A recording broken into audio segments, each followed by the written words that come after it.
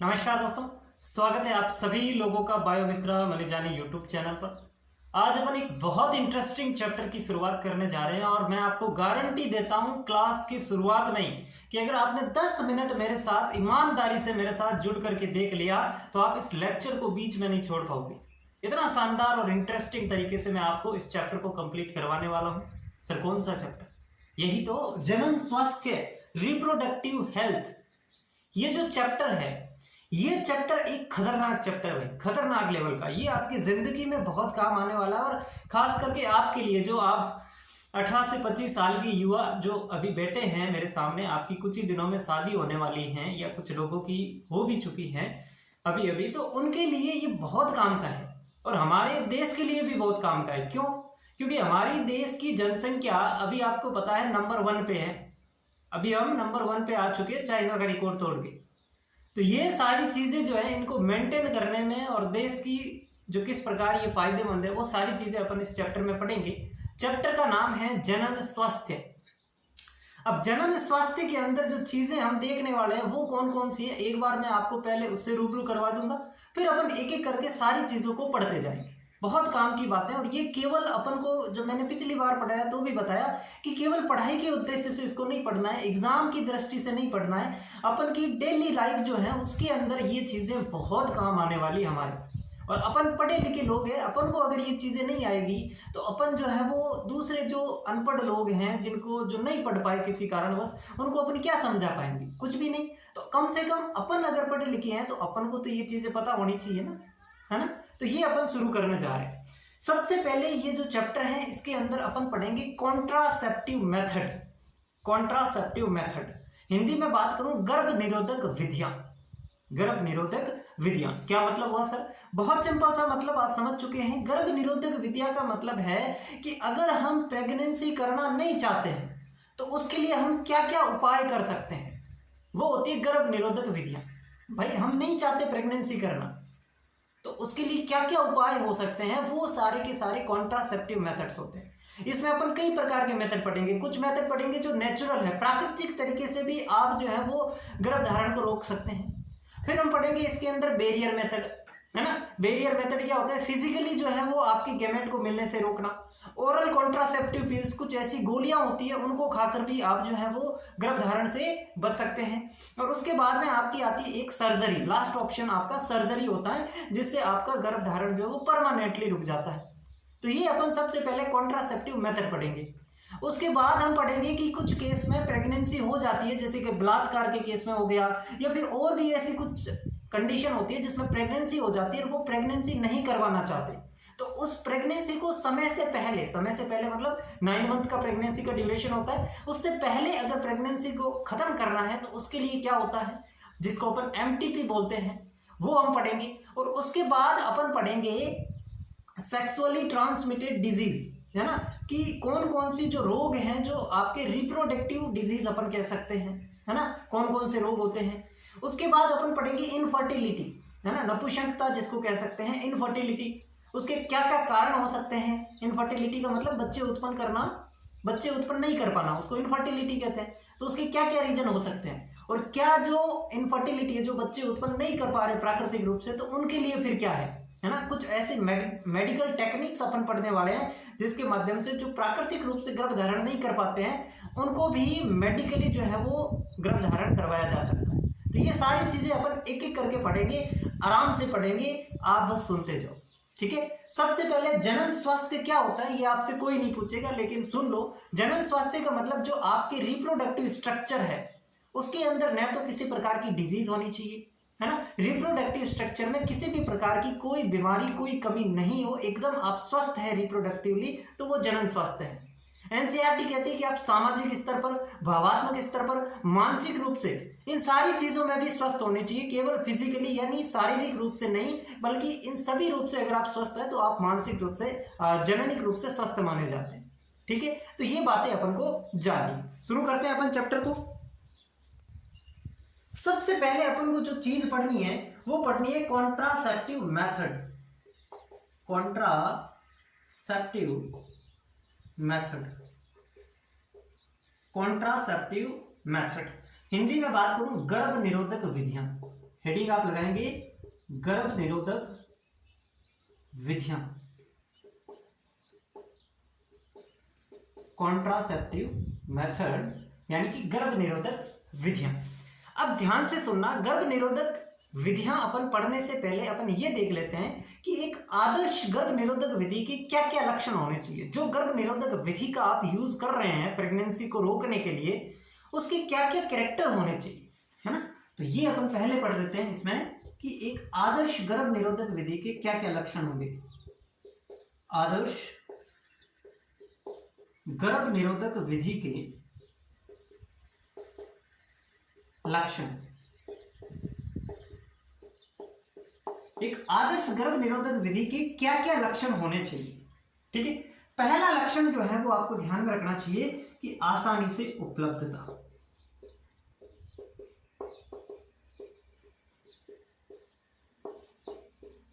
जिस भी टेक्निक आप प्रयोग कर रहे हैं वो इजीली आपको अवेलेबल हो जानी चाहिए, आपके आसानी से जो है वो चीज मिल जानी चाहिए, उसकी पहुंच जो है वो दूर तक, गांव तक होनी चाहिए, ठीक है। वहां तक भी जहां कुछ भी सुविधा नहीं है, ऐसी जगह जहां पे अपन कह सकते हैं स्लम्स जो होती हैं, कच्ची बस्तियां जो होती है, वहां तक भी इसकी पहुंच होनी चाहिए, वो होती है आसानी से उपलब्धता। ये एक आदर्श गर्भ निरोधक विधि का पहला लक्षण। दूसरा होना चाहिए easy to use, easy to use या इजी टू हैंडल, यानी कि उसका उपयोग आसान होना चाहिए। कोई भी व्यक्ति, साधारण से साधारण व्यक्ति, गवार से गवार व्यक्ति, अनपढ़ व्यक्ति, कोई भी व्यक्ति उसका प्रयोग आसानी से कर लेना चाहिए। यानी कि जो गर्भ निरोधक विधि का अपन प्रयोग कर रहे हैं वो बिल्कुल आसान होनी चाहिए। ऐसे नहीं है कि उसके लिए किसी एक्सपर्ट की जरूरत पड़े तो फिर दिक्कत हो जाएगी, है ना, वो प्राइवेसी में दखल अंदाजी वाली बात हो जाएगी। तो यहाँ पे जो भी आप गर्भ निरोधक विधि का प्रयोग कर रहे हैं वो किसी को भी प्रयुक्त करनी आनी चाहिए, इतनी आसान होनी चाहिए। ये दूसरा इसका कैरेक्टर है। तीसरा कैरेक्टर, दुष्प्रभाव बिल्कुल नहीं होने चाहिए। ऐसे नहीं है कि आप दुष्प्रभाव नगण्य, ना, जिस गर्भ निरोधक विधि का आप प्रयोग कर रहे हैं उसके कोई साइड इफेक्ट नहीं होने चाहिए। पता चला प्रेगनेंसी को रोकना चाह रहे हैं, कुछ और ही बीमारियां हो जा रही है, कुछ और समस्या आ रही है, तो वो ऐसा नहीं होना चाहिए। वो एक दुष्प्रभाव जो है वो उसकी नेग्लेक्ट होनी चाहिए। चौथी बात, सेक्सुअल डिजायर, यानी कि लैंगिक इच्छा में हस्तक्षेप नहीं होना चाहिए। समझ गए? यानी कि जो आपकी सेक्सुअल डिजायर है वो गर्भ निरोधक विधि के माध्यम से बिल्कुल भी कम नहीं होनी चाहिए। उसके अंदर 1% की भी कमी नहीं आनी चाहिए, ताकि जो है वो आप उसका प्रयोग आसानी से कर सके। अगर उस चीज को प्रयोग करने से आपके प्लेजर के अंदर थोड़ी सी भी कमी आती है तो आप उसका प्रयोग नहीं करेंगे, है ना। तो वो जो है वो सेक्सुअल डिजायर के अंदर बिल्कुल भी हस्तक्षेप नहीं करना चाहिए। ये कुछ कैरेक्टर है, ये कुछ आदर्श गर्भ निरोधक विधि के लक्षण है जो आप लिख लो। हो सकता है एग्जाम में जो है वो आपको पॉइंट देके पूछ ले कि निम्न में से आदर्श गर्भ निरोधक विधि का लक्षण है या नहीं है, कुछ भी पूछ, ठीक है। अब देखो इतनी चीजें होगी। अब अपन क्या देखने वाले हैं, कॉन्ट्रासेप्टिव मेथड है कौन कौन से, ये देखने वाले है ना। अब कॉन्ट्रासेप्टिव मेथड जो होती है ना, ये 5 प्रकार की होती है। कितनी प्रकार की? 5 प्रकार की। सबसे पहले तो होती है नेचुरल मेथड, यानी कि प्राकृतिक तरीके से जो है वो गर्भधारण को रोकना। उसके बाद आती है बैरियर मेथड, बैरियर मेथड के अंदर आप फिजिकली कुछ न कुछ ऐसी चीज आपके नर और मादा युग्म के बीच में ला देते हो जिससे वो मिल नहीं पाते। अभी अपन बात करेंगे। तीसरी जो इसके अंदर हो जाएगी वो हो जाएगा इसके अंदर ओरल कॉन्ट्रासेप्टिव पिल्स, है ना। कुछ ऐसी गोलियां हैं जिनको खा करके भी आप जो है प्रेगनेंसी से बच सकते हैं। और 5वीं जो होती है वो आपकी हो जाएगी सर्जरी, है ना। तो एक ही करके अपन पढ़ते हैं। सबसे पहले कॉन्ट्रासेप्टिव मेथड के अंदर अपन पढ़ेंगे नेचुरल मेथड, हिंदी में लिखेंगे प्राकृतिक विधि। और इसके अंदर क्या हो जाएगा, प्राकृतिक तरीके से नेचुरली गर्भधारण से बचा जाता है। प्राकृतिक तरीके से गर्भधारण से बचने की जो युक्ति है वो नेचुरल मेथड हो जाएगी। अब इस नेचुरल मेथड के अंदर भी अलग अलग मेथड है। नेचुरल मेथड जो होती है ना, इसके अंदर भी अलग अलग मेथड है। प्राकृतिक तरीके में अपन 3 तरीके पढ़ेंगे। पहला जो है ना, पहला है periodic abstinence. Periodic abstinence, Hindi में इसको कहते हैं आवधिक संयम। अब जो आपको नाम याद रखना वो रख लेना, पीरियोडिक एब्स्टिनेंस या आवधिक संयम। एक और नाम है इसका पाइथन मेथड। क्या होती है सर नाम? बहुत अटपटे हैं, भारी हैं, कुछ भी नहीं, सिंपल चीज। पीरियोडिक एब्स्टिनेंस या पाइथन मेथड, इसके अंदर क्या होता है ध्यान से समझना। अपन ने जस्ट इससे पहले जनन, मानव जनन चैप्टर पढ़ा है, उसके अंदर अपने मेंस्ट्रुअल साइकिल पढ़ा, आर्तव चक्र पढ़ा। कितने दिन का होता है? 28 + -1, 28 + -1 यानी कि 28 से 30 दिन का होता है। 27 मान लो, 27 से 30 मान लो, एक अपन पकड़ के चले मोटा मोटी।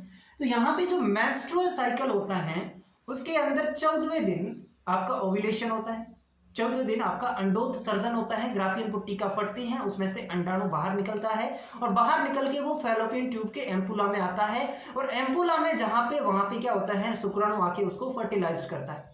यही प्रोसेस होता है। अब यहाँ पे आपको क्या करना है, प्रेगनेंसी को रोकना है, यानी कि वो शुक्राणु उसको फर्टिलाइज नहीं कर पाए।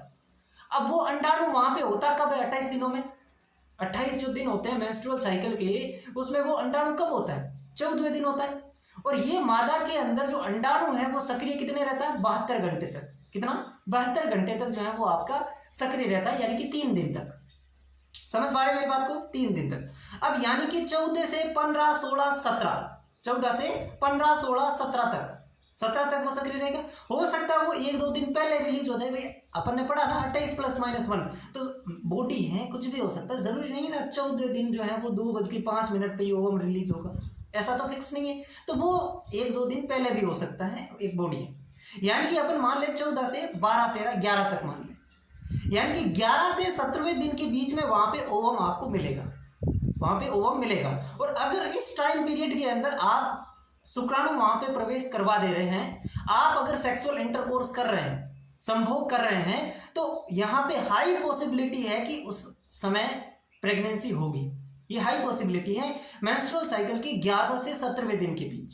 क्यों? क्योंकि वहां पे ओवम वहां पे क्या है? प्रेजेंट है, ओवम वहां पे उपस्थित है। और अगर ओवम उपस्थित है तो शुक्राणु का तो काम ही है ओवम को भेदना, उसके अंदर घुसना, है ना। तो अगर अपन 11वें से 17वें दिन के बीच जो है वो संभोग को पूरी तरह से रोक दें, मेंस्ट्रुअल साइकिल के 11वें से 17वें दिन तक पूरी तरीके से संभोग प्रक्रिया को बंद कर दें, तो यहां पे बहुत कम चांसेस होंगे कि प्रेगनेंसी हो। समझ पा रही मेरी बातों को? एक बार मैं लिख देता हूं। ओव्यूलेशन कब होता है? ओव्यूलेशन होता है 14वें दिन, ठीक है। तो यहां पे आपको लिखना है प्रेगनेंसी नहीं, मेंस्ट्रुअल साइकिल के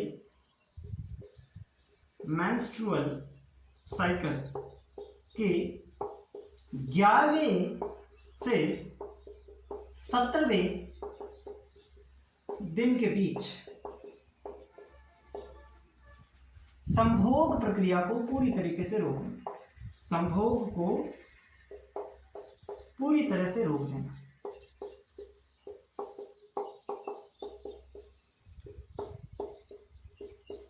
ये चीज आपको समझनी है कि संभोग को पूरी तरीके से रोक देना, ये होता है आपका पीरियोडिक एब्स्टिनेंस। समझ पा रहे हो? अगर आप इस टाइम पीरियड के अंदर संभोग नहीं करते हैं तो यहाँ पे जो है प्रेगनेंसी के बहुत रेयर चांसेस होते हैं, ठीक है। अब आप एक चीज और बताता हूं ओव्यूलेशन के, कि पता कैसे चलता है। तो जब भी ओव्यूलेशन होता है, फीमेल की बॉडी का जो टेम्परेचर है वो 1 डिग्री फ़ारेनहाइट बढ़ जाता है ना।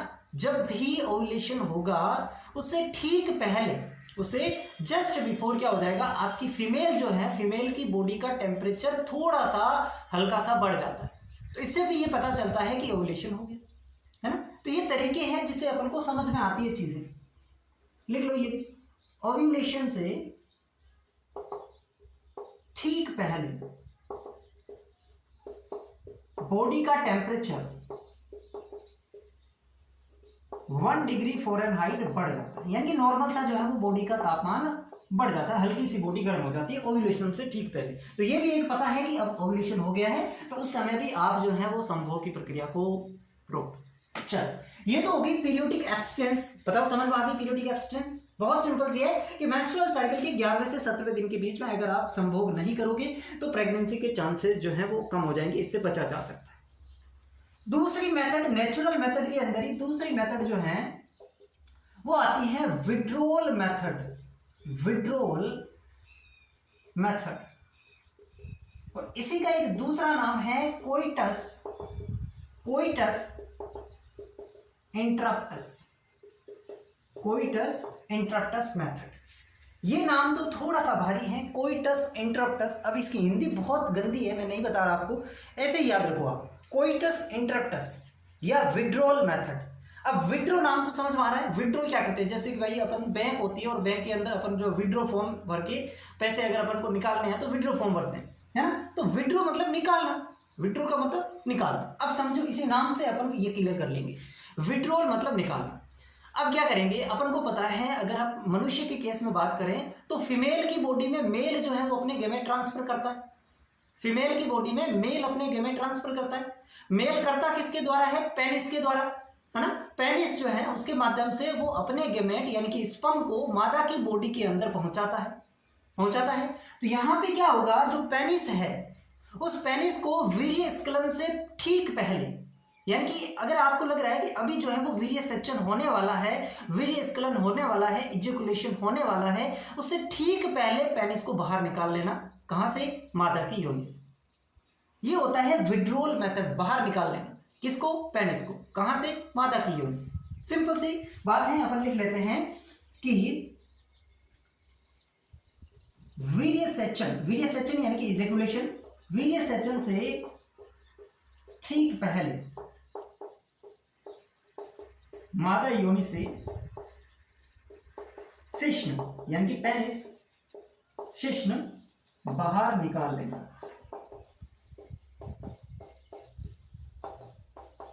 ठीक है, तो ये जो होता है ये विड्रोल मेथड के अंदर होता है। अब अगर शिश्न आप पहले ही बाहर निकाल ले रहे हैं वीर्य सेचन होने से, तो यहाँ पे स्पर्म अंदर गए ही नहीं, तो प्रेगनेंसी होने की कोई चांसेस ही नहीं है। ठीक है, तो ये सेकेंड मेथड है और ये डिपेंड करता है मेल पे, है ना, ये डिपेंड करता है मेल पे। चल, ये दो मेथड हो गई नेचुरल मेथड के अंदर अपनी। अब अपन पढ़ेंगे तीसरी मेथड।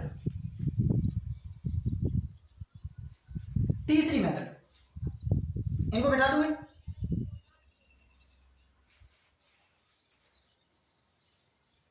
मिटा दूं, फटाफट लिख लो इनको।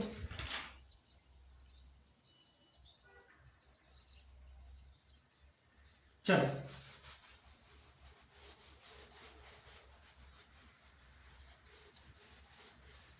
तीसरी जो मेथड है वो है लैक्टेशनल एमनोरिया। तीसरी प्रकार की जो मेथड है, अभी अपन नेचुरल मेथड में चल रहे हैं, लैक्टेशनल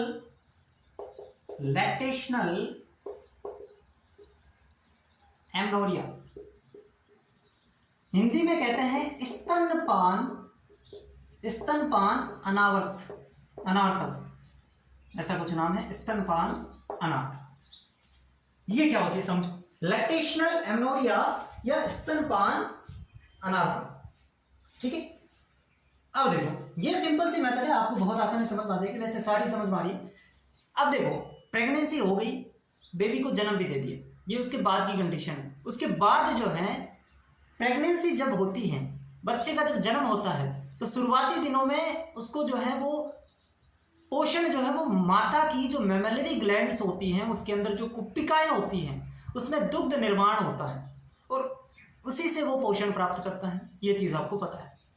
अब उस दुग्ध निर्माण के लिए एक हार्मोन काम करता है, अपन ने पीछे जो क्लास ली उसमें पढ़ा था कि जो हार्मोन वहाँ पे काम आता है वो आता है प्रोलैक्टिन। प्रोलैक्टिन हार्मोन मेमोलरी ग्लैंड्स जो होती हैं उसमें दुग्ध स्रावण को प्रेरित करता है, दुग्ध निर्माण को प्रेरित करता है। यानी कि सिंपल सी बात है, दुग्ध निर्माण अगर करना है तो प्रोलैक्टिन हार्मोन का लेवल ज़्यादा होगा। अब ध्यान से दूसरा केस सुनो, ये तो होगी पहली कंडीशन, फिर मैं लिंक करूंगा इसको। दूसरा कंडीशन, ये जो प्रोलैक्टिन हार्मोन है ये गोनेडोट्रोपिन हार्मोन के लिए संदमन का काम करेगा, इनिबिट करेगा, उनको रोकेगा। गोनेडोट्रोपिन हार्मोन कौन से होते हैं, तो एक तो होता है LH ल्यूटिनाइजिंग हार्मोन और एक होता है FSH फॉलिकुलर स्टिमुलेटिंग हार्मोन। ये दोनों गोनेडोट्रोपिन हार्मोन है और इन दोनों हार्मोन को प्रोलैक्टिन हार्मोन जो है वो संदमित करता है, रोकता है, इनको रिलीज होने से रोकता है। ठीक है, अब यहाँ पे ये जो दोनों हार्मोन है ना, गोनेडोट्रोपिन हार्मोन, इनका काम ही क्या होता है? मेंस्ट्रुअल साइकिल की सारी क्रियाएं नियंत्रित करना। मेंस्ट्रुअल साइकिल के अंदर जितने भी प्रोसेस होते हैं ये इन दोनों हार्मोन पे डिपेंड करते हैं। अगर प्रोलैक्टिन हार्मोन का स्तर ज्यादा हुआ तो ये ऑब्वियसली बात है गोनेडोट्रोपिन हार्मोन नहीं रिलीज होंगे, और अगर गोनेडोट्रोपिन हार्मोन रिलीज नहीं होंगे तो मेंस्ट्रुअल साइकिल ही नहीं होगा। तो मेंस्ट्रुअल साइकिल ही नहीं होगा, बस यही काम इसमें होता है कि प्रेगनेंसी के जस्ट बाद कितना समय तक ये होता है? 6 महीने तक, अधिकतम 6 महीने तक है। तो अधिकतम 6 महीने जो है प्रेगनेंसी के बाद आप कितना भी संभोग कर सकते हैं, उसमें प्रेगनेंसी बिल्कुल कम होगी, बिल्कुल चांस ही नहीं है। क्यों? कारण मैंने आपको समझा दिया कि प्रेगनेंसी के दौरान, प्रेगनेंसी के जस्ट बाद जो बेबी है उसको अपन दूध पिलाएंगे तो प्रोलैक्टिन हार्मोन ऑब्वियसली वहां पे चाहिएगा, है ना, क्योंकि दूध निर्माण के लिए जो उत्तरदायी हार्मोन है वो प्रोलैक्टिन है, और प्रोलैक्टिन का स्तर ज्यादा हो गया मतलब गोनेडोट्रोपिन हार्मोन को वो क्या करेगा? संदमित करेगा। अगर उनको संदमित कर गया तो यहाँ पे मेंस्ट्रुअल साइकिल ही रुक जाएगा। ठीक है, तो ये लिख लो, आपको बस ऐसे लिखना है कि प्रसव पश्चात बेबी को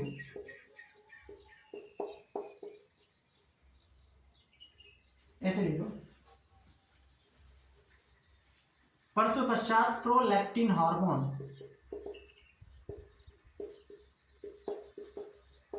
के उच्च स्तर के कारण। अब ये तो आप समझ चुके हैं कि उच्च स्तर क्यों होता है, क्योंकि दुग्ध निर्माण होगा।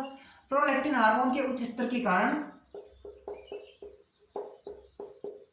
गोनेडोट्रोपिन हार्मोन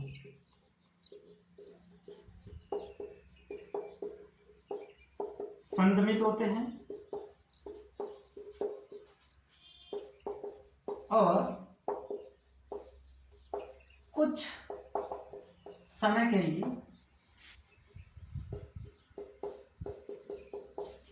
मासिक चक्र रुक जाता है, मेंस्ट्रुअल साइकिल क्या हो जाएगा? रुक जाता है।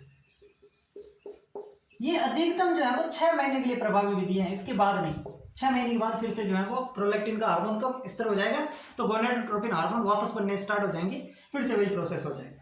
तो ये यहां तक अपन को ध्यान रखना है। ये 3 नेचुरल मेथड थी, तीनों मेथड आपको क्लियर होनी चाहिए। बहुत सिंपल सी है, पीरियोडिक एब्स्टिनेंस 11वें से 17वें दिन के बीच आप जो है वो संभोग को रोक दो। फिर हमने पढ़ा दूसरा जो है वो विड्रॉल मेथड, यानी कि पेनिस को जस्ट इजैकुलेशन से पहले योनि से बाहर निकाल लेना।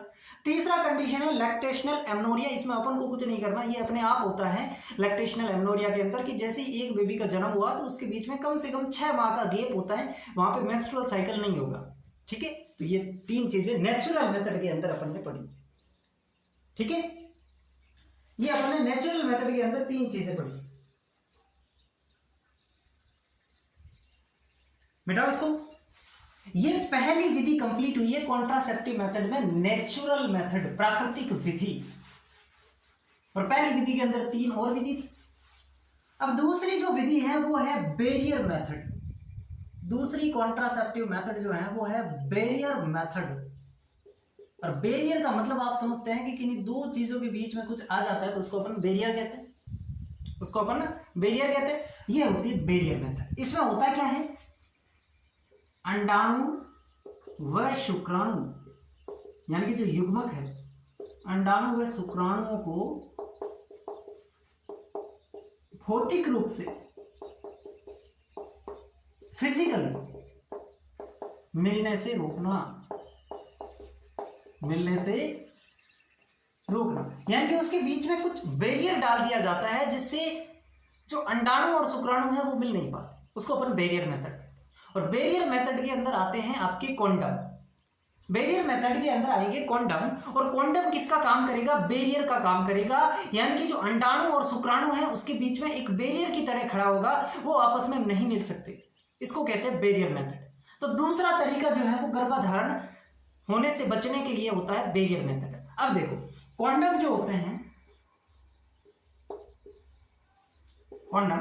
कॉन्डम जो है वो मेल के केस में एक जो बहुत फेमस कॉन्डम है उसका नाम है निरोध। और फीमेल के केस में भी कॉन्डम आते हैं, ऐसी बात नहीं केवल मेल के होते हैं। फीमेल के केस में भी कॉन्डम आते हैं। फीमेल के केस में जो कॉन्डम आते हैं उसके अंदर एक आप नाम याद रखेंगे, फेमसिल्ड, फेमसिल्ड, जो बहुत अच्छा है। एक होता है वोल्ट, एक होता है वोल्ट, फेमसिल्ड वोल्ट। एक होता है आपका डायफ्राम, ठीक है, डायफ्राम। तो ये फीमेल के केस में कई सारे आते हैं। मेल के केस में अपन को एक ही ध्यान रखना है, निरोध, जो सबसे ज्यादा पॉपुलर है। तो कॉन्डम जो है वो क्या है, बैरियर की तरह काम करते हैं। फिजिकली जो है वो युग्मकों के मिलने से रोकने का काम करते हैं। मेल के केस में कॉन्डम होता है निरोध, फीमेल के केस में कॉन्डम होते हैं ये बात समझ आ गई। अब यहाँ पे एक चीज और ध्यान रखना है कि ये कॉन्डम जो है वो गर्भ निरोधक विधि की तरह काम तो करते ही करते हैं, लेकिन यहाँ पे एक दूसरा इसका जो बहुत प्लस पॉइंट है कि ये एसटीडीज जो है उसको संचरित होने से भी रोकते हैं। यानी कि जो सेक्सुअली ट्रांसमिटेड डिजीज है, संभोग की प्रक्रिया के दौरान जो बीमारियां एक व्यक्ति से दूसरे व्यक्ति में जाती हैं, उसको भी ये रोकने का काम करता है। भाई समझ नहीं आ रहा ये तो, कि अगर प्राकृतिक रूप से वो मिल ही नहीं पा रहे हैं अंडाणु और शुक्राणु, तो उसके अंदर बीमारी तो जाएगी कैसे, नहीं जा पाएगी। तो यहाँ पे जो है ये एसटीडीज, एसटीडीज का नाम है आगे लिखा होगा, लेकिन आप चाहो तो लिख लो सेक्सुअली ट्रांसमिटेड डिजीज। ये एसटीडीज से ही सुरक्षा प्रदान करते हैं।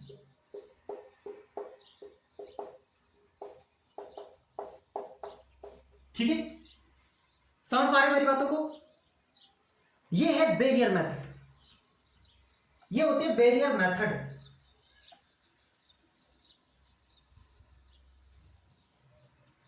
ठीक है, चल अब अपन पढ़ेंगे तीसरी विधि, तीसरी कॉन्ट्रासेप्टिव मेथड, और उसके अंदर अपन लेंगे ओरल कॉन्ट्रासेप्टिव पिल्स।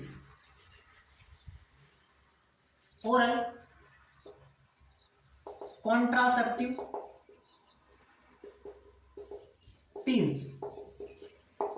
वैसे अगर आप देखोगे इंग्लिश नाम तो ध्यान से इसमें भी आपको समझ आ जाएगा। पिल्स का मतलब क्या होता है, गोलियां, छोटी छोटी गोलियां, पिल्स। ओरल का मतलब होता है मुंह, है ना, मुंह से ली जाने वाली गोलियां। और क्यों ली जा रही है, कॉन्ट्रासेप्टिव के लिए, गर्भ निरोधक के लिए। तो नाम से ही पूरी चीजें क्लियर हो रही है, ओरल कॉन्ट्रासेप्टिव पिल्स। ये जो ओरल कॉन्ट्रासेप्टिव पिल्स होती हैं, इनमें या तो प्रोजेस्टेरॉन होता है या होता है प्रोजेस्टेरॉन प्लस एस्ट्रोजन, दोनों होते हैं। या तो प्रोजेस्टेरॉन या प्रोजेस्टेरॉन प्लस एस्ट्रोजन, दोनों होते हैं। और ये जो गोलियां होती हैं इनको मेंस्ट्रुअल साइकिल की शुरुआत से खाना पड़ता है और लगातार 21 दिन तक खाना पड़ता है, 21 डेज तक। 28 दिन का मेंस्ट्रुअल साइकिल होता है, उसमें शुरुआत से लेकर के 21 दिन तक इनको खाना पड़ता है। ठीक है, एक बात समझो इनको कि या तो इसमें होता है प्रोजेस्टेरॉन या प्रोजेस्टेरॉन प्लस एस्ट्रोजन युक्त गोलियां, युक्त गोलियां जिनको मासिक चक्र की शुरुआत से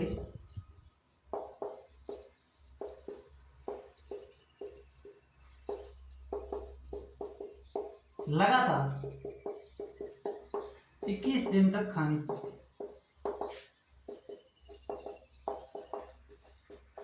ठीक है, ये होती है ओरल कॉन्ट्रासेप्टिव पिल्स। ये क्या होती है, ओरल कॉन्ट्रासेप्टिव पिल्स।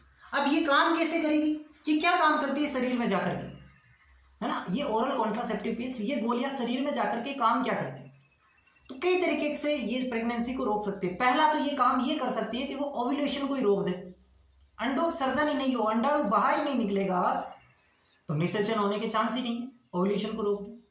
दूसरा ये हो सकता है कि ये ओव्यूलेशन तो होने दे, अंडोत्सर्जन भी हो जाएगा, अंडोत्सर्जन होने के बाद वो एम्पुला, फैलोपियन ट्यूब के एम्पुला में पहुंच जाएगा और निषेचित भी हो जाएगा शुक्राणु के द्वारा। लेकिन जब वो जाइगोट, जब वो भ्रूण एंडोमेट्रियम के अंदर इम्प्लांटेशन होने के लिए आएगा, तो उसका इम्प्लांटेशन नहीं होने देगी, उसके इम्प्लांटेशन को रोक देगी। यानी कि अगर भ्रूण अंतरोपित नहीं हो पाया तो उसका परिवर्धन ही नहीं हो पाएगा, उसका डेवलपमेंट ही नहीं हो पाएगा। तो ये काम कर सकते हैं। या फिर तीसरे तरीके इसके अंदर ये होता है कि ये जो गोलियां हैं वो फीमेल की योनि जो होती है, वेजाइना जो होती है, उसके अंदर जो सर्वाइकल म्यूकस होता है, म्यूकस एक लिक्विड होता है, तरल होता है, उसकी केमिकल प्रॉपर्टी को बदल देती है, उसकी रासायनिक प्रवृत्ति को बदल देती है। क्यों बदल देती है, ताकि जो शुक्राणु है वो अंदर प्रवेश ना कर पाए, वो आगे की तरफ नहीं बढ़ पाए, या तो वो शुक्राणु नष्ट हो जाए, वहीं पे किल हो जाए, मर जाए, या फिर उसकी मोबिलिटी खत्म हो जाए, वो आगे चल ना पाए, वहीं पे जो है वो फंस जाए। तो ये 3-4 तरीके होते हैं जिनके माध्यम से ओरल कॉन्ट्रासेप्टिव पिल्स जो है वो गर्भावस्था होने से बचाती है। ठीक है, तो कैसे काम करती है, ये कैसे काम करती है?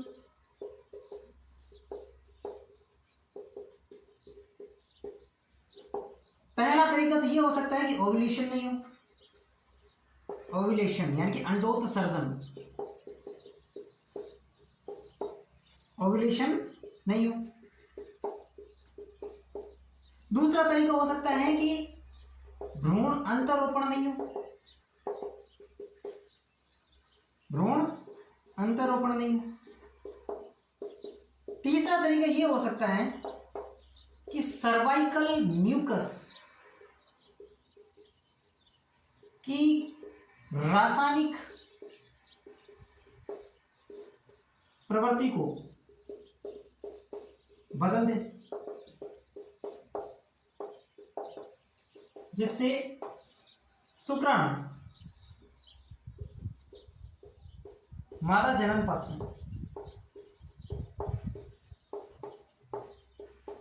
आगे न बढ़ पाए। ठीक है, तो ये कई प्रकार के तरीके हो सकते हैं जिनके माध्यम से ये जो पिल्स होती हैं ये गर्भावस्था को रोकती है। ठीक है,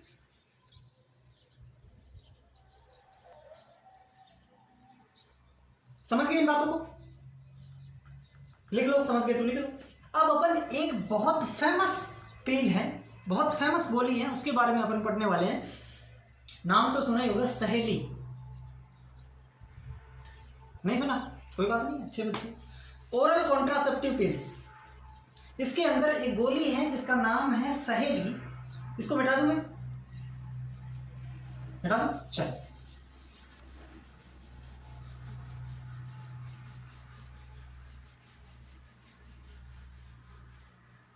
एक गर्भ निरोधक गोली है जिसका नाम है सहेली।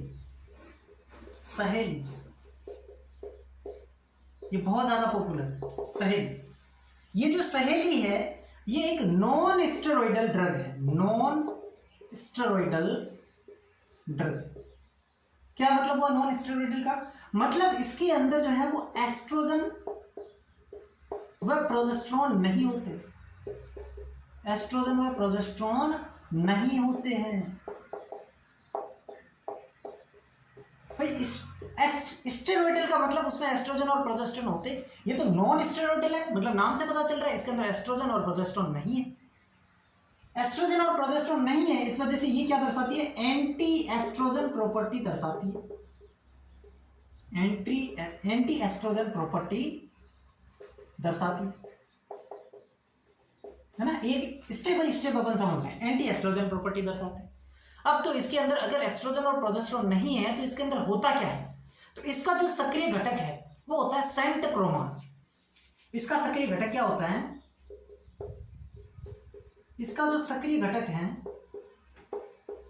वो सेंटक्रोमान होता है, सेंटक्रोमान। हिंदी में लिख लो सेंटक्रोमान। इसका सक्रिय घटक क्या होता है? सेंटक्रोमान। और ये काम कैसे करती है? काम कैसे करती है? तो ड्रग्स जो होती हैं ओरल कॉन्ट्रासेप्टिव पिल्स, इनके काम करने के तरीके मैंने बता दी, या तो ओव्यूलेशन रोक दे या इम्प्लांटेशन रोक दे। तो ये ओव्यूलेशन को प्रभावित नहीं करती, ओव्यूलेशन होने देती है, लेकिन ये क्या करती है? इम्प्लांटेशन को रोक देती है। तो यही बात अपन को लिखनी है, यह ओव्यूलेशन को प्रभावित न करके इम्प्लांटेशन को पूरी तरह से रोक देती है।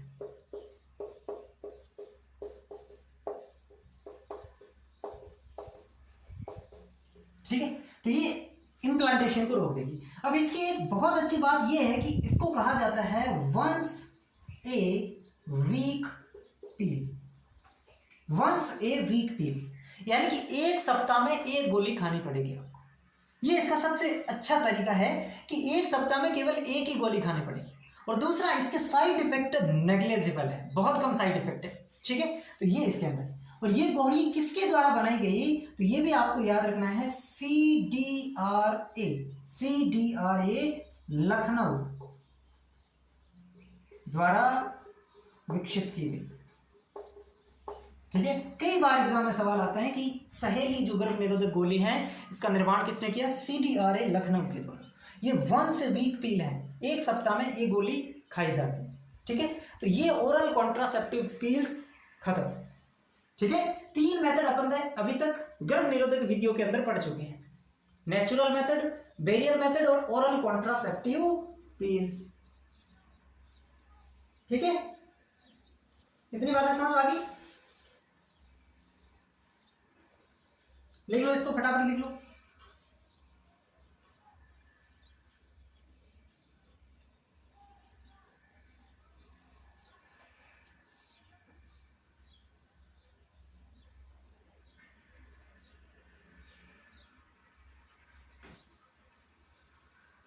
बेटा चल,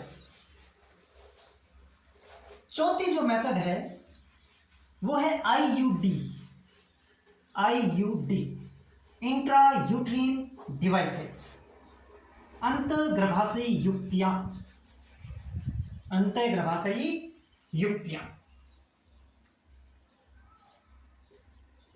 IUD पूरा नाम है इंट्रा यूट्रीन डिवाइसेस, हिंदी में कहते हैं अंतर्गर्भाशयी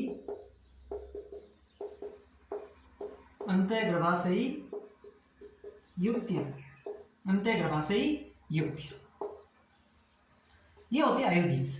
और वर्तमान में आपसे पूछे कि भारत में सबसे पॉपुलर कौन सी कॉन्ट्रासेप्टिव मेथड है, तो IUDs, अंतर्गर्भाशयी युक्तियां, सबसे ज्यादा पॉपुलर ये है।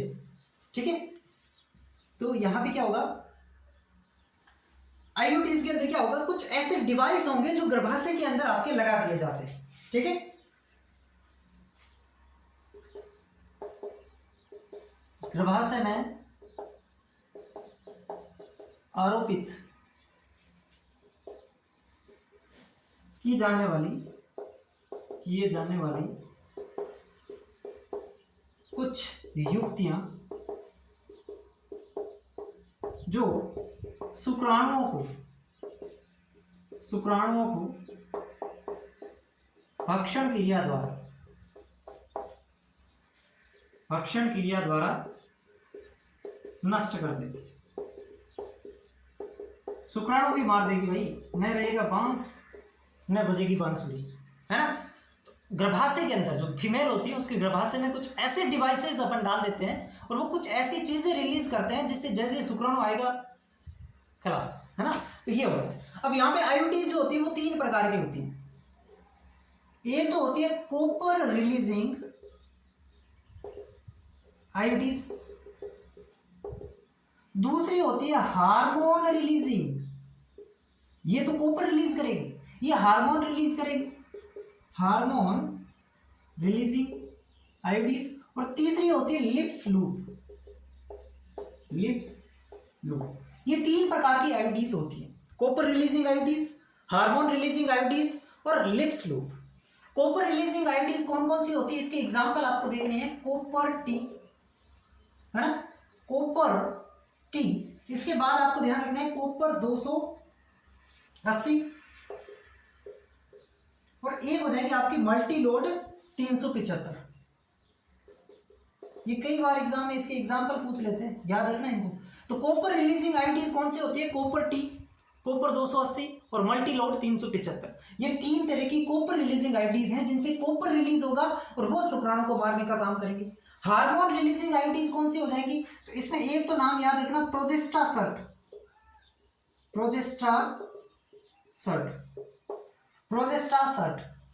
और दूसरी होती है LNG20। LNG का पूरा नाम है लिवेनोगैस्ट्रोन।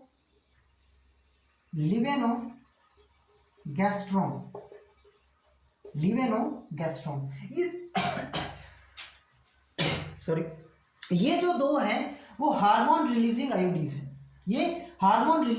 हैं, ठीक है। लिप्स लूप के अंदर क्या होता है, इसके अंदर BaSO4 या ZnSO4 के द्वारा शुक्राणु भक्षण होता है ना, विथ BaSO4 या ZnSO4, इन चीजों के द्वारा शुक्राणु को वहां पे मारा जाता है। और ये होती है आपकी आईयूडीज। ये चौथा मेथड है कॉन्ट्रासेप्टिव का, ठीक है। सबसे ज्यादा पॉपुलर अगर आपसे पूछ ले तो यही है आईयूडीज, ठीक है। इतनी बात समझ में आ गई। तो आईयूडीज कितने प्रकार की होती है, 3 प्रकार की, copper releasing, hormone releasing, lips loop. Copper releasing के एग्जांपल याद रखना, हार्मोन रिलीजिंग के 2 एग्जांपल है, प्रोजेस्टेरोन, LNC20, ये भी याद रखना, ठीक है। चलो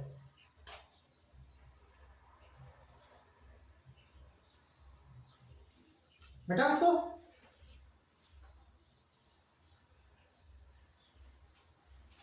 अब हम 5वीं मेथड पढ़ेंगे कॉन्ट्रासेप्टिव मेथड की, और अंतिम मेथड है ये लास्ट विधि है भाई। अभी तक भी तुम्हें कुछ समझ में नहीं आ रहा, पल्ले नहीं पड़ रहा है, तो फिर गर्भधारण को तुम नहीं रोक सकते, तुम्हारे बस की बात नहीं है। अभी तक तो एक आधी मेथड जो आपको सुटेबल लगी हो ना, वो अप्लाई करना जरूर। 5वीं मेथड कौन सी हो जाएगी, सर्जिकल मेथड। Surgical method.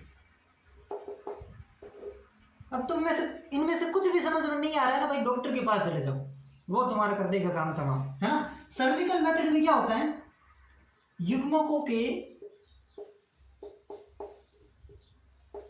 परिवहन को रोक दिया जाता है। युग्मकों के परिवहन को रोक दिया जाता है। कैसे, युग्मक मतलब गेमेट फीमेल के केस में क्या बनेंगे, अंडाणु बनेगा, और अंडाणु जो है वो अंडाशय से मुक्त होगा और कहां पे जाएगा, फैलोपियन ट्यूब में। फैलोपियन ट्यूब से फिर आगे जाता है, फैलोपियन ट्यूब के अंदर एम्पुला, स्टमस वगैरह में जाता है। तो यहाँ पे डॉक्टर क्या करेंगे, उस फैलोपियन ट्यूब को काटेंगे, फैलोपियन ट्यूब को बीच में से कट किया, कट करके इधर से बांध दिया, इधर से बांध दिया।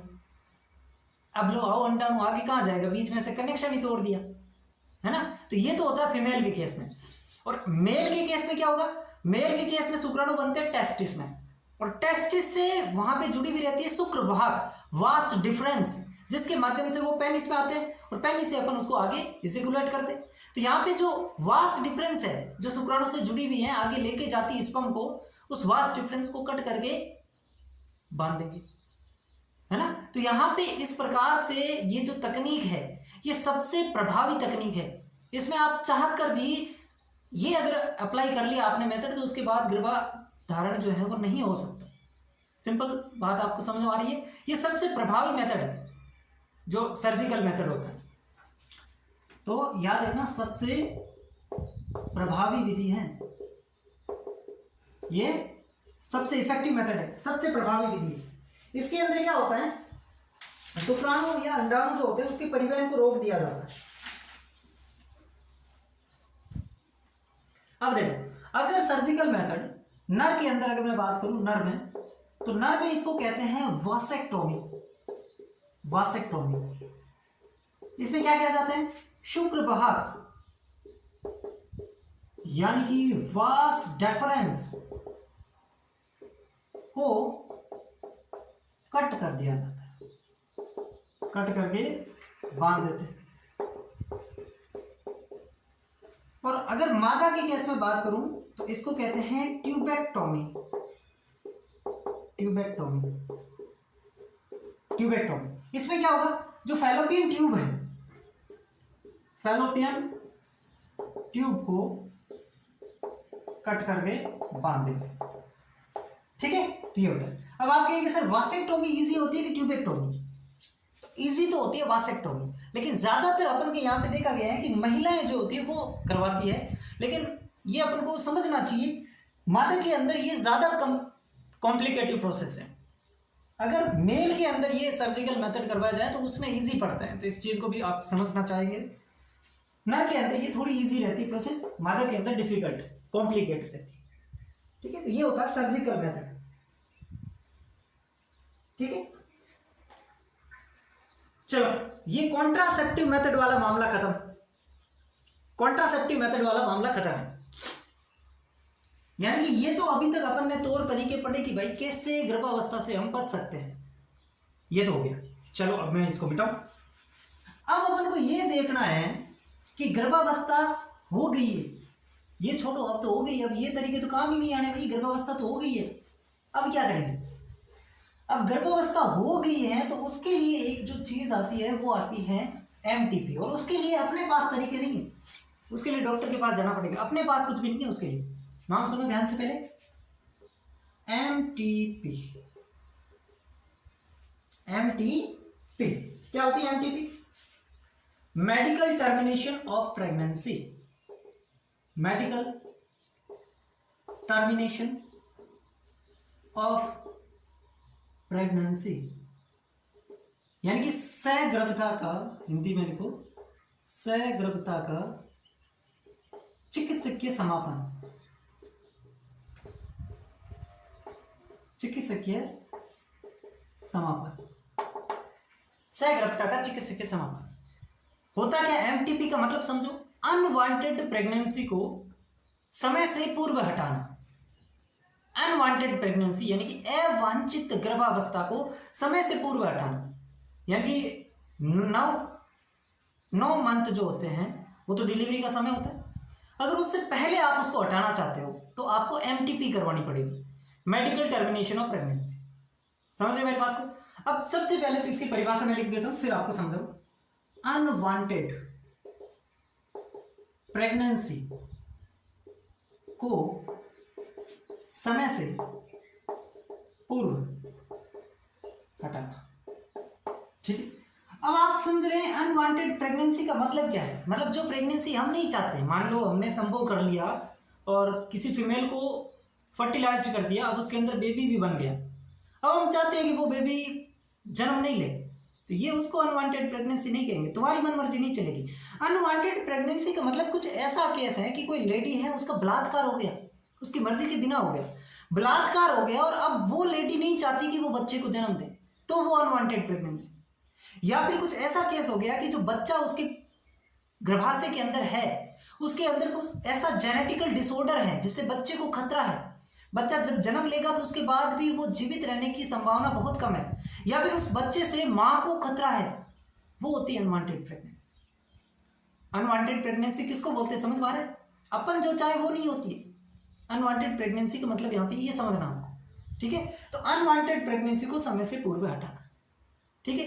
अब देखो, एमटीपी एक्ट आया था 1971 में, 1971 के अंदर एक एमटीपी एक्ट आया था, इसको बाद में संशोधित किया गया 2017 में, इसमें 2017 में संशोधित, हो सकता है पूछ ले एमटीपी एक्ट कब आया?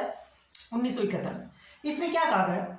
एमटीपी एक्ट 1971 में कहा गया कि अगर आप प्रथम ट्राइमेस्टर के दौरान, ट्राइमेस्टर समझते हो, पहले 3 महीने, उसमें अगर आप एमटीपी करवा रहे हैं तो ये बहुत सुरक्षित है, और इसमें केवल एक डॉक्टर की आपको आवश्यकता होगी, एक डॉक्टर वहाँ पे चाहिए होता है, और ये सुरक्षित है।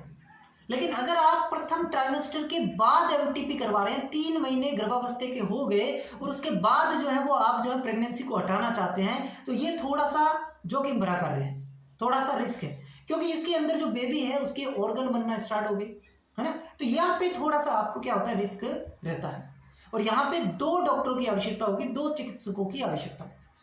अब क्या उसको 8वें महीने तक भी करा सकते हैं? ऐसा नहीं है ना, मैक्सिमम 5 महीने तक आप एमटीपी करवा सकते हैं, लेकिन ज्यादा सुरक्षित 3 महीने तक ही है। 3 महीने के बाद लपड़ाइए, उसके बाद जो है वो ज्यादा जोखिम भरा कार्य रहता है। लेकिन ऐसे नहीं है कि 3 महीने के बाद भी आप कभी भी करवा सकते हैं, नहीं, मैक्सिमम 5 महीने तक करवा सकते हो। ये इस एक्ट के अंदर बातें हैं, ठीक है। ये क्या कहता है कि प्रथम ट्राइमेस्टर यानी कि 3 महीने, प्रथम ट्राइमेस्टर के दौरान एमटीपी सुरक्षित है, वह एक डॉक्टर की आवश्यकता, एक डॉक्टर की आवश्यकता। लेकिन इसके बाद, किसके बाद? प्रथम ट्राइमेस्टर के बाद। लेकिन इसके बाद ये जोखिम भरा कार्य है और 2 चिकित्सक की आवश्यकता होती है, 2 चिकित्सक की आवश्यकता होती है। ठीक है, तो ये होती है एमटीपी, ये आपकी क्या होती है, एमटीपी होती है। ठीक है, चलो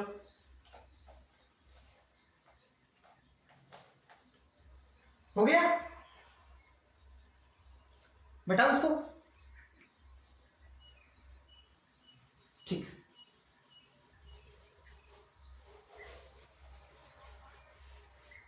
अब तीसरा जो इसके अंदर टॉपिक अपन ने पढ़ने वाले हैं वो है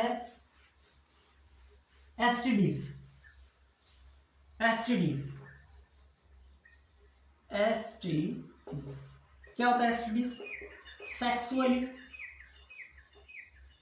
ट्रांसमिटेड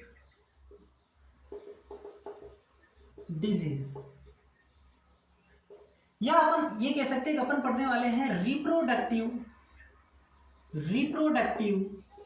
डिजीज। इसको एक दूसरा नाम बोला जाता है विनरल डिजीज। विनरल डिजीज यानी कि ऐसी कौन कौन सी बीमारियां हैं जो आपकी रिप्रोडक्टिव स्ट्रक्चर में होती हैं, आपकी जननिक संरचना के अंदर जो बीमारियां होती हैं उनको रिप्रोडक्टिव डिजीज। अब रिप्रोडक्टिव डिजीज जो है ये जीवाणु के द्वारा भी हो सकती हैं, विषाणु द्वारा हो सकती हैं, प्रोटोजोआ द्वारा हो सकती हैं। तो यहाँ पे कुछ बीमारियां हैं जिनके नाम अपन को याद रखने हैं। उसमें सवाल ये बन सकता है कि निम्न में से कौन सी रिप्रोडक्टिव डिजीज है या नहीं है, पहला सवाल। दूसरा जो है उस बीमारी का जो विषाणु है तो विषाणु का नाम पूछा जा सकता है, जीवाणु है तो जीवाणु का नाम पूछा जा सकता है। यहाँ पे ध्यान से सुनो, सबसे पहले यहाँ पे जीवाणु जनित बीमारी कितनी होती है? जीवाणु जनित दो बीमारी है, एक तो होता है गोनेरिया। गोनेरिया गोनेरिया किस जीवाणु के द्वारा होता है? तो उसका नाम याद रखना, निसेरिया गोनेरिया, इससे यह फैलती है। ठीक है, और दूसरी जो जीवाणु जनित रिप्रोडक्टिव डिजीज है उसका नाम है सिफिलिस। क्या नाम है? सिफिलिस। और ये किससे होती है? ट्रिपेनोमा पैलाइटिस। ट्रिपेनोमा पैलाइटिस। इतनी सी बात याद रखनी, जीवाणु जनित दो बीमारियां गोनेरिया और सिफिलिस। कौन से जीवाणु करते हैं? Neisseria gonorrhoeae, Treponema pallidum. ठीक है, विषाणु द्वारा चार बीमारी होती है। विषाणु द्वारा चार बीमारी होती है, कौन कौन सी? सबसे पहले होती है एड्स। एड्स का पूरा नाम आपको पता है? Acquired immunodeficiency syndrome. लिखो एक्वायर्ड इम्यूनोडेफिशिएंसी सिंड्रोम। एड्स होता कौन से वायरस के द्वारा? HIV वायरस, HIV के द्वारा। और इसके लिए जो टेस्ट होता है ना, टेस्ट, उसको कहते हैं एलाइजा टेस्ट। एलाइजा टेस्ट का पूरा नाम है एंजाइम लिंक्ड इम्यूनोसॉर्बेट एसे। लिख लो, एंजाइम लिंक्ड इम्यूनोसॉर्बेट एसे। लिख लिया? एक बार फिर से दोहरा रहा हूं, एंजाइम लिंक्ड इम्यूनोसॉर्बेट एसे। ये इसके लिए, एड्स के लिए टेस्ट होता है। तो एड्स किससे होता है? एड्स का पूरा नाम क्या है? कौन सा टेस्ट होता है? ठीक है, दूसरी जो बीमारी होती है वो होती है हिपेटाइटिस बी। ये कौन से वायरस से होती है? हिपेटाइटिस बी से ही होती है, सेम ही है। ठीक है, तीसरी प्रकार की जो बीमारी है वो कौन सी हो जाएगी? एक तो हो जाएगा इसमें जेनाइटल वार्ट्स, है ना, जननिक मस्से, और एक हो जाएगी हर्पीज सिंप्लेक्स। इसके अंदर भी वायरस का नाम सेम ही रहेंगे। तीसरी जो होती है वो होती है जेनाइटल वार्ट्स यानी कि जननिक मस्से। ये जो बीमारी होती है उसका नाम है वायरस का HPV। यहाँ पे HIV है, यहाँ पे HPV है। इनके अंदर वायरस का नाम सेम है जो बीमारी का नाम है। ये चार प्रकार की बीमारी है जो विषाणु के द्वारा होती है। चार प्रकार की बीमारी है जो विषाणु के द्वारा होती है। ठीक है, अब देखो, जीवाणु द्वारा होगी, विषाणु द्वारा होगी, तीसरा है प्रोटोजोआ द्वारा। इससे केवल एक बीमारी नाम याद रखना है, ट्राइकोमोनियासिस। ये एक ही बहुत बड़ी है, ट्राइकोमोनियासिस। और ये कौन से प्रोटोजोआ के द्वारा होती है? तो उसका नाम है ट्राइकोमोनास, ट्राइकोमोनास वेजिनेलिस, ये इसका नाम याद रखना। हिंदी में इसको शायद कहते हैं ट्राइकोमोनियासिस को, श्वेत प्रदर रोग ऐसा कुछ है, लेकिन आप ट्राइकोमोनियासिस याद रखना।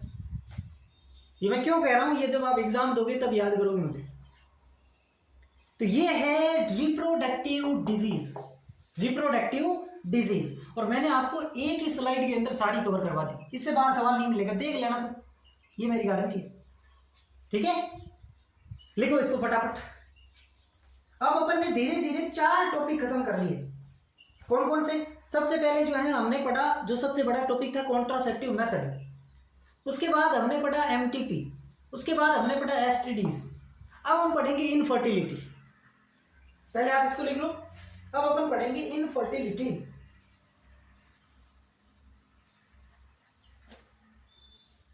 बेटा उसको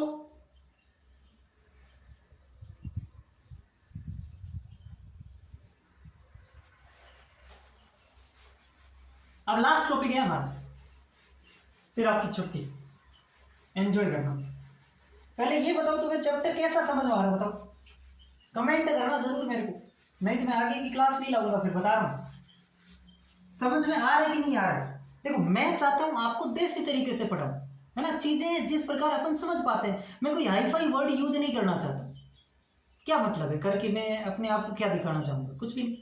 मैं इस तरीके से आपको पढ़ाना चाहूं कि आपको समझ में आए सारी चीजें, एकदम पॉइंट टू पॉइंट आपको समझ में आए। हो सकता है मैं चीजों को कुछ इस प्रकार से आपके सामने प्रेजेंट करूं ताकि आपको चीजें समझ में आए। हमें बहुत ज्यादा डेप्थ में भी नहीं जाना है, और ऐसा भी नहीं है कि मैं आपको बिल्कुल ऊपर ऊपर से पढ़ा रहा हूं। देख लेना आप बाकी की क्लास में, इतना अंदर तक ले जा रहा हूं। नीट के एग्जाम भी अगर आप देना चाहो तो आपको कोई दिक्कत नहीं होगी। ठीक है, तो बिल्कुल बेधड़क जिसे कहते हैं बिंदास आप पढ़ते रहिए। टॉपिक का नाम भूल गया,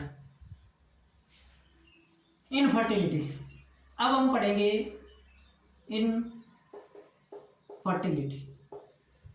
क्या होती है इनफर्टिलिटी? पता है ये सबको, ऐसा एग्जाम में तो आएगा ही नहीं इनफर्टिलिटी क्या होती है, लेकिन फिर भी अपन लिख लेते हैं। लगातार, कंटिन्यूअस, लगातार 2 वर्षों तक, 2 साल तक बिना गर्भ निरोधक विधि के, बिना गर्भ निरोधक विधि के संभोग करना, संभोग के बावजूद भी बच्चे पैदा करने की अक्षमता, बच्चे पैदा करने की अक्षमता, उसे कहते हैं इनफर्टिलिटी।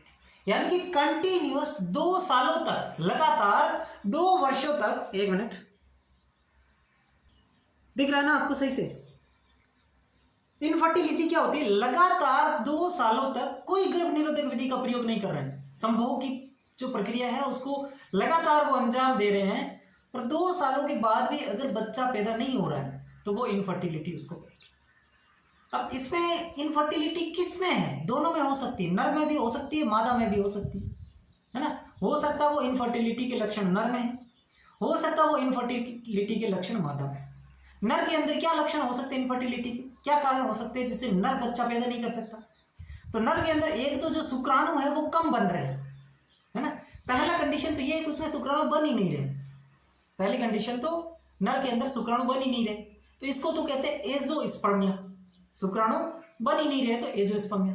दूसरी कंडीशन शुक्राणु कम बन रहे हैं, ओलिगोस्पर्मिया, शुक्राणु कम बन रहे हैं। तीसरी कंडीशन हो सकती है शुक्राणु की गतिशीलता में कमी हो, शुक्राणु इतने फास्टली मूव नहीं कर पाते, अंडाणु को निषेचित ही नहीं कर पा रहे, ये भी हो सकता है ना। तो ये नर के अंदर ये लक्षण हो सकते हैं।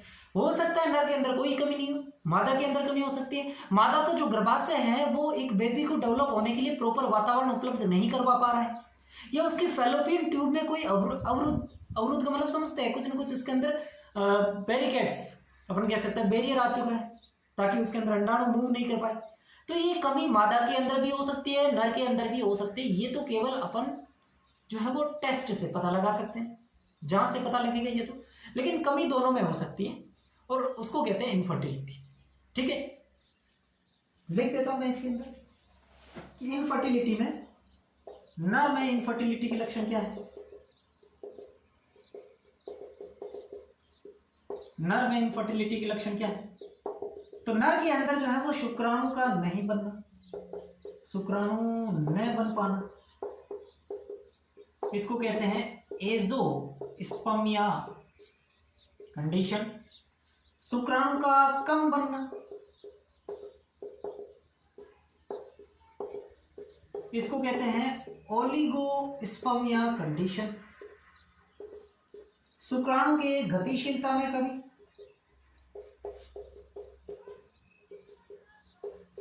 कुछ भी कारण हो सकता है। शुक्राणु के गतिशीलता में कमी यानी कि उसकी जो मोबाइलिटी है उसके अंदर कमी हो सकती है, या उसको कोई एसटीडीज है ना, कोई बीमारी है। तो ये कुछ भी कारण हो सकते हैं जिसकी वजह से नर के अंदर इनफर्टिलिटी होती है। ठीक है,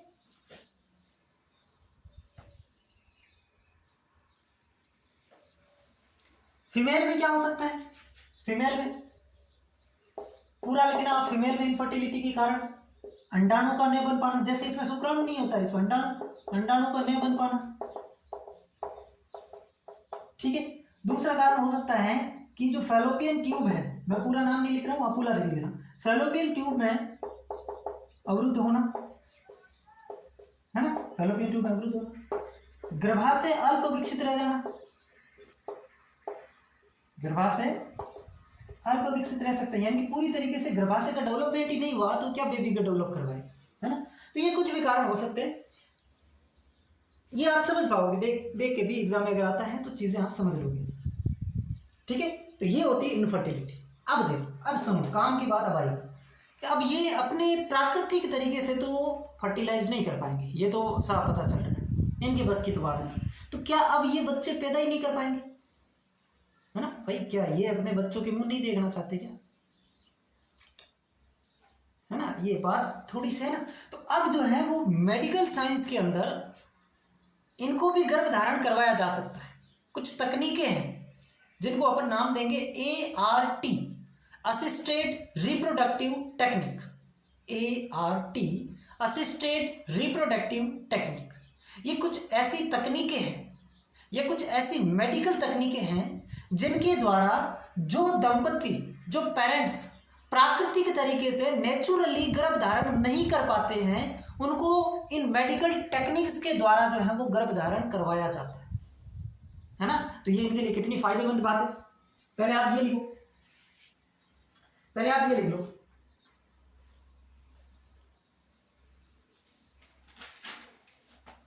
लिख लिया। चल, एक एक चीज अपन स्टेप बाय स्टेप पढ़ रहे हैं। आपको कहीं पे भी ये लगा कि ये सर जो है टॉपिक आपने छोड़ दिया और आप इस टॉपिक के चले गए, कहीं पे भी नहीं। मैं एक चीज को दूसरी चीज से कनेक्ट करते हुए आपको बता रहा हूं, है ना। चलो, क्या पढ़ने वाले हैं? ART, पूरा नाम है असिस्टेड रिप्रोडक्टिव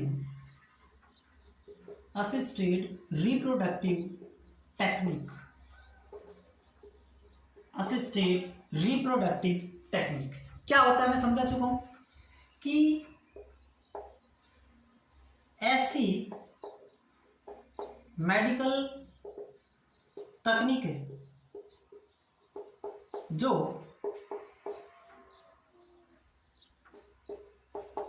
प्राकृतिक रूप से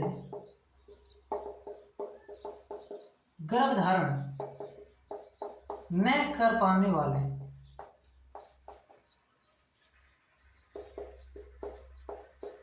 दंपति को, यानी कि पेरेंट्स को, दंपति का मतलब पेरेंट्स, हिंदी आती है ना इतनी तो, है ना। प्राकृतिक रूप से गर्भ धारण नहीं कर पाने वाले दंपति को गर्भ धारण करवाने में सहायता करता है, गर्भ धारण करवाने में सहायता करता है। ये होती है ART। समझ पा रहा है? ऐसी तकनीकें जो गर्भ धारण करवाने में सहायता करती हैं, जो प्राकृतिक रूप से गर्भ धारण नहीं कर पा रहे। अब ART जो होती है ये दो प्रकार की होती है। ART के दो प्रकार हैं। एक होता है in vitro in vitro fertilisation. और दूसरी जो तकनीक है उसका नाम है इन विवो फर्टिलाइजेशन। बताओ कोई दिक्कत? मैंने कहा एआरटी क्या होती है, और एआरटी दो प्रकार की होती है, एक इन विट्रो फर्टिलाइजेशन, एक in vivo fertilisation. In vitro में क्या होगा, इन विट्रो के अंदर क्या होगा, इसके अंदर इन विट्रो के अंदर जो निषेचन है, फर्टिलाइजेशन जो है वो मादा के शरीर से बाहर होगा। यानी कि मेल और फीमेल गेमेट जो होंगे उनका संयुग्मन मादा की बॉडी से बाहर, बाहर का लेबोरेटरी में, लैब कंडीशन के अंदर, है ना। तो यहाँ पे जो फर्टिलाइजेशन है वो मादा की बॉडी से बाहर होगा। उसके बाद फर्टिलाइजेशन होने के बाद जाइगोट बनेगा। उस जाइगोट को या तो फैलोपियन ट्यूब में डाल देंगे, या फिर जाइगोट से ज्यादा भ्रूण की 8 कोशी की अवस्था बन गई तो उसको फिर गर्भाशय में डाल दिया जाता है। समझ पा रहे मैं क्या कहना चाह रहा हूं? कि अगर भाई जो है, सबसे पहले तो इन विट्रो का मतलब है यहाँ पे जो निषेचन है वो मादा के शरीर से बाहर होता है। निषेचन मादा के शरीर से बाहर होता है। जैसे ही निषेचन हुआ, युग्मनज बना, तो युग्मनज को लाके फैलोपियन ट्यूब में डाल दिया। तो फैलोपियन ट्यूब में डालेंगे तो बाद में अंतरोपण जो है वो पूरा भ्रूणीय परिवर्तन मादा के शरीर में ही होता है। यानी कि निषेचन शरीर के बाहर और भ्रूणीय परिवर्तन शरीर के अंदर होता है, ठीक है। लेकिन यहाँ पे इन विवो फर्टिलाइजेशन के अंदर निषेचन भी शरीर के अंदर ही होता है और भ्रूणीय परिवर्तन भी शरीर के अंदर ही होता है, बाहर कुछ भी नहीं होता। फीमेल की बॉडी से बाहर यहाँ पे कुछ भी नहीं होता, जबकि यहाँ पे फर्टिलाइजेशन बाहर होता है। तो ये बात अपन को लिखनी है, यहां पर निषेचन फीमेल की बॉडी से बाहर तथा भ्रूणीय परिवर्तन अंदर होता है।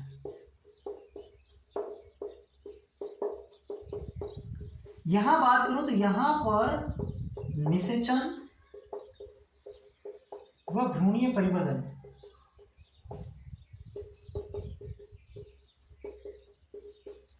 दोनों अंदर ही होते हैं। अंदर किसके? फीमेल की बॉडी। यहां पे बाहर कुछ भी नहीं होता, दोनों के दोनों जो है वो अंदर ही होते हैं। अब नाम ध्यान से सुनो, इन विट्रो यानी कि निषेचन फीमेल की बॉडी से बाहर टेस्ट ट्यूब में हो रहा है। बाहर लेबोरेटरी के अंदर जो टेस्ट ट्यूब होगी उसके अंदर निषेचन करवाएंगे। इस वजह से इन विट्रो फर्टिलाइजेशन को टेस्ट ट्यूब बेबी भी कहा जाता है। इनको क्या कहा जाता है? टेस्ट ट्यूब बेबी, ठीक है। तो टेस्ट ट्यूब बेबी किसको कहेंगे? इन विट्रो को। क्यों कहेंगे? क्योंकि निषेचन टेस्ट ट्यूब में हो रहा है, जबकि यहाँ पे तो टेस्ट ट्यूब में कुछ भी नहीं हो रहा, दोनों अंदर ही हो रहे हैं, ठीक है। अब देखो, इन विट्रो फर्टिलाइजेशन के अंदर जो है वो 3 तकनीकें हैं। एक होती है इसके अंदर जिप्ट,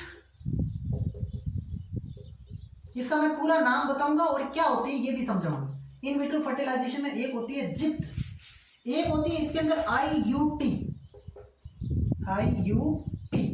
और एक इसके अंदर होती है आईसीएसआई। याद रखना इन तीनों चीजों को, जिप्ट, आईयूटी और आईसीएसआई। जबकि इन विवो के अंदर होती है एक तो गिफ्ट, जीआईएफटी, यहाँ पे जेडआईएफटी जिप्ट, यहाँ पे जीआईएफटी गिफ्ट, और एक होती एआई आर्टिफिशियल इंसेमिनेशन। ये पहले लिखो, फिर मैं इनको बताऊंगा कि जिप्ट क्या होता है, आईयूटी क्या होता है, आईसीएसआई क्या होता है, इनके पूरे नाम भी बताऊंगा और इनके बारे में भी बताऊंगा। पहले आप इतना लिख लो, पहले इतना लिख लो,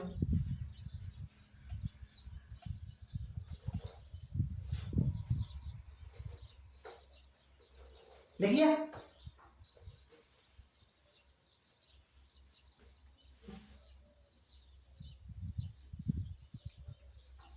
चलो,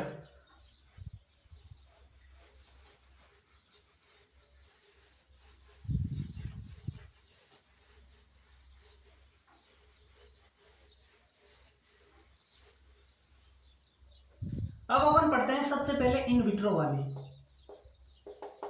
इन विट्रो में अपने कौन सी पढ़ी थी? सबसे पहले पढ़ी जिप्ट।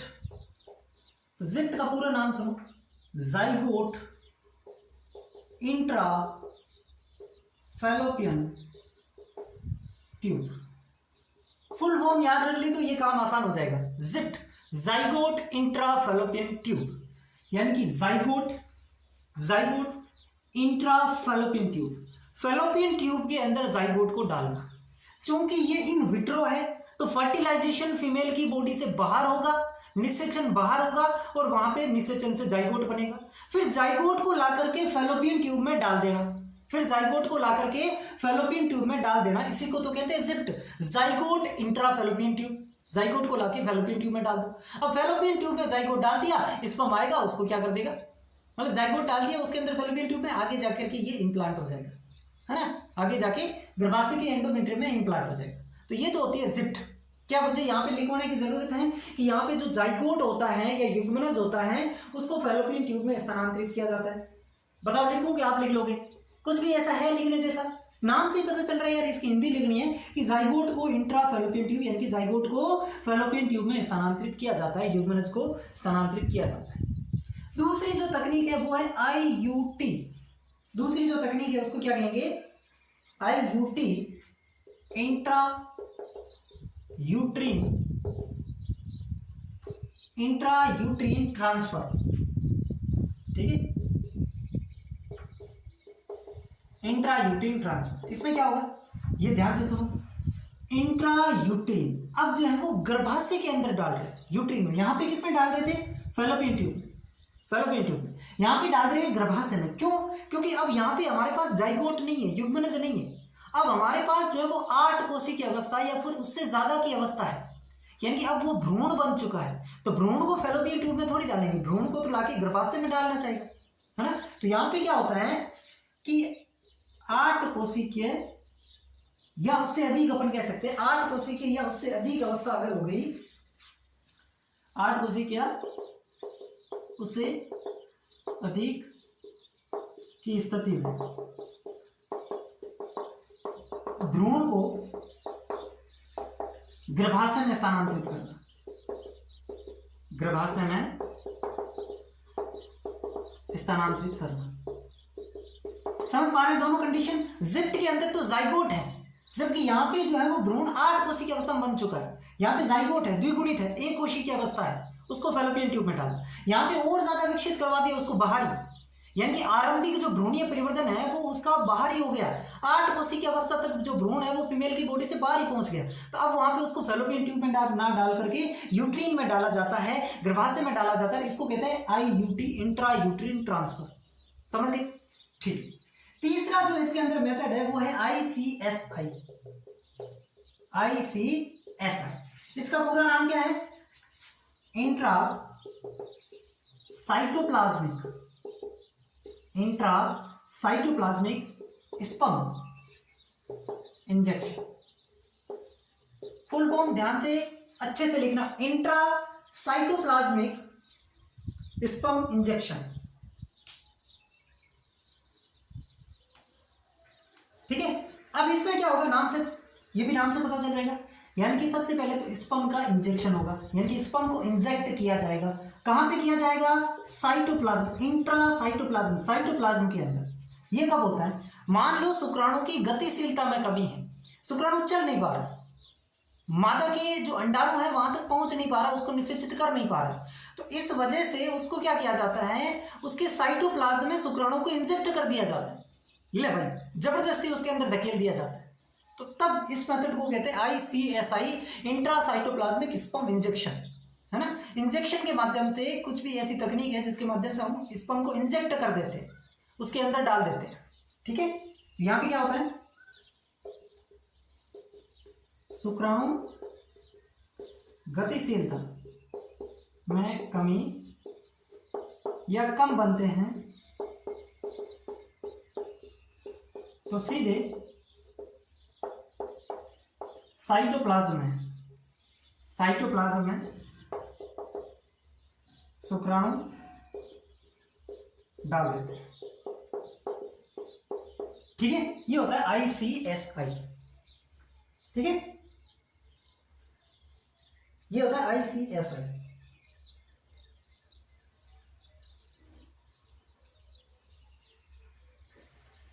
हो गया इन विट्रो कंप्लीट।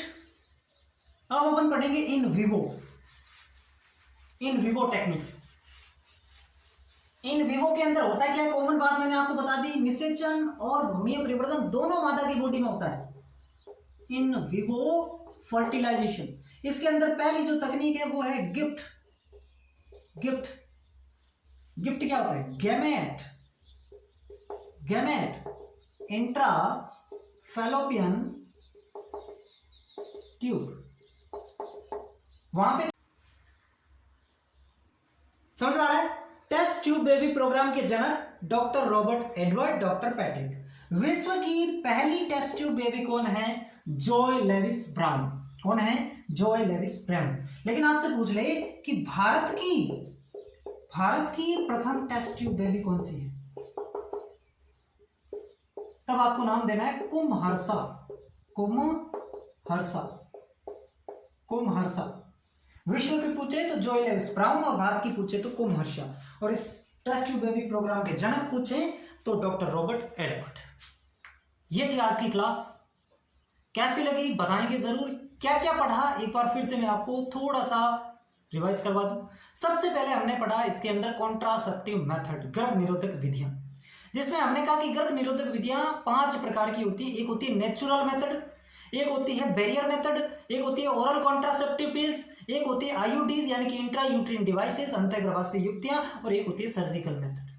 सबसे पहले नेचुरल मेथड के अंदर हमने 3 तरीके की पढ़ी। पीरियोडिक एब्स्टिनेंस यानी कि 11वें से 17वें के दिन बीच संभोग को रोकना। फिर हमने जो है इसके अंदर दूसरी पढ़ी विड्रॉल मेथड या कोइटस इंटरपर्ट्स, यानी कि इसके अंदर जो है शिशु को मादा की योनि से वीर्य स्खलन से ठीक पहले बाहर निकाल लेना। फिर हमने इसके अंदर तीसरी पढ़ी लैक्टेशनल एमनोरिया। लैक्टेशनल एमनोरिया के अंदर क्या होता है कि जैसे ही एक बार जो है वो पार्चुरेशन हुआ, प्रसव हुआ, तो उसके 6 महीने बाद तक प्रोलैक्टिन हार्मोन के उच्च स्तर के कारण गोनेडोट्रोपिन हार्मोन संदर्भित रहते हैं, जिससे मासिक चक्र रुका रहता है। फिर हमने बैरियर मेथड पढ़ा, यानी कि युग्मकों के निर्माण को फिजिकली मिलने से रोकना, तो वो होता है बैरियर मेथड। इसमें हमने क्वांटम पढ़े, मेल के केस में निरोध, फीमेल के केस में फेमसील्ड, वोल्ट और डायफ्राम वगैरह। ये एसटीडी से भी हमें बचाता है। फिर हमने पढ़ा ओरल कॉन्ट्रासेप्टिव पिल्स, जिसके अंदर जो महत्वपूर्ण पिल्स थी वो थी आपकी सहेली, जो नॉन स्टेरॉइडल है। सेंट क्रोमान इसका मुख्य घटक है। सीडीआरए लखनऊ के द्वारा विकसित की गई 1 से वीक पिल है। उसके बाद हमने जो पढ़ा आईयूडीज यानी कि इंट्रा यूट्रिन डिवाइस, यानी कि गर्भाशय के अंदर कुछ ऐसी युक्तियां जो है वो ट्रांसफर कर दी जाती हैं जो शुक्राणु को भक्षण क्रिया द्वारा नष्ट कर देते हैं। आईयूडीज जो होती है वो 3 प्रकार की होती है, कॉपर रिलीजिंग, हार्मोन रिलीजिंग और लिप्स लूप। कॉपर रिलीजिंग में कॉपर टी, कॉपर 280 और मल्टीलोड 375। हार्मोन रिलीजिंग में प्रोजेस्टासर्ट, LNC20 यानी कि लेवेनोगेस्ट्रोन 20 और लिप्स लूप्स के अंदर BNSO4 या ZNSO4 के द्वारा शुक्राणु को भक्षण क्रिया द्वारा मार दिया जाता है। फिर हमने सर्जिकल मेथड पढ़ा। मेल के अंदर जो होता है उसको अपन वासेक्टोमी कहते हैं। फीमेल के अंदर वो ट्यूबेक्टोमी होते हैं, यानी कि शुक्राणु और अंडाणु के परिवहन को इसमें रोक दिया जाता है। सबसे प्रभावी विधि है। उसके बाद में हमने MTP पढ़ा कि अनवांटेड प्रेगनेंसी को अगर समय से पूर्व खत्म करना चाहते हैं तो उसके लिए MTP करवाई जाती है। MTP एक्ट 1971 में आया, 2017 में संशोधित किया। इसमें कहा गया कि प्रथम ट्राइमेस्टर के दौरान MTP सुरक्षित है, एक चिकित्सक की आवश्यकता होगी, लेकिन प्रथम ट्राइमेस्टर के बाद इसके अंदर थोड़ा सा जोखिम रहता है। उसके बाद हमने पढ़ा MTP के बाद STDs, यानी कि कौन कौन सी जो है रिप्रोडक्टिव डिजीज होती है। बैक्टीरिया के द्वारा 2 डिजीज होती हैं, जिसके अंदर हमने गोनोरिया और सिफिलिस पढ़ा। गोनोरिया होता है मिसेरी गोनेरी से और सिफिलिस होता है ट्रिपोनोमा पेडिलिस से। उसके बाद हमने पढ़ा वायरस से 4 प्रकार की बीमारी होती है। एड्स जो कि HIV से होता है, एलाइजा टेस्ट के लिए होता है, फिर हेपेटाइटिस B उससे ही होता है, हर्पिस सिम्प्लेक्स उससे ही होता है, और फिर जेनिटल वार्ड्स यानी कि जननिक से HPV से होता है। फिर एक प्रोटोजोआ से बीमारी होती है जिसको कहते हैं ट्राइकोमोनियासिस, जो कि प्रोटोजोआ का नाम है ट्राइकोमोनास वेजिनेलिस। इन चीजों को पढ़ने के बाद हमने पढ़ा इनफर्टिलिटी, यानी कि 2 वर्षों तक लगातार बिना किसी गर्भ निरोधक विधि का प्रयोग करते हुए भी अगर आप संभोग कर रहे हैं और आप बच्चों को जन्म नहीं दे पा रहे हैं तो इनफर्टिलिटी कहलाते हैं, जिसका कारण मेल भी हो सकता है, फीमेल भी हो सकता है, अलग अलग कारण हो सकते हैं। फिर इनफर्टिलिटी के लिए क्या होती है ART, यानी कि जो दंपति प्राकृतिक रूप से गर्भ धारण नहीं कर पाते उनके लिए कुछ ऐसी मेडिकल तकनीकें होती हैं जो उनको गर्भ धारण करने में सहायता करती हैं, तो उनको कहते हैं ART असिस्टेड रिप्रोडक्टिव टेक्निक। अब ये 2 प्रकार की होती है, एक इन विट्रो एक इन विवो। इन विट्रो के अंदर क्या होता है, निषेचन मादा की बॉडी से बाहर, भ्रूणीय परिवर्तन मादा की बॉडी के अंदर, जबकि इन विवो के अंदर निषेचन और भ्रूणीय परिवर्तन दोनों मादा की बॉडी के अंदर होता है। इन विट्रो के अंदर हमने पढ़ा एक होती है जिप्ट, एक होती है IUT और एक होती है ICSI, नाम आपको याद रखने। इसके अंदर इन विवो में हमने 2 पढ़ा, एक तो होती है गिफ्ट और एक होती है AI। फिर हमने पढ़ा टेस्ट ट्यूब बेबी के प्रोग्राम के जनक जो है वो कौन होते हैं, डॉक्टर रॉबर्ट ब्राउन है, डॉक्टर पैट्रिक है, और प्रथम जो विश्व की प्रथम टेस्ट ट्यूब बेबी है वो जॉय लेविस ब्राउन, और भारत की कुमहर्षा। बताओ 5 मिनट के अंदर चैप्टर आपके सामने कंप्लीट। ठीक है, इसी तरीके से आपको याद होना चाहिए, बहुत सिंपल सा है। अगर सवाल इसमें से आएगा तो आपका बाहर नहीं जाएगा, मुझे ऐसी आशा है जैसी मैंने मेहनत की। ठीक है, बाकी कैसी लगी क्लास ये आप मुझे ज़रूर बताएंगे। पढ़ते रहिए, मिलते हैं अगली क्लास।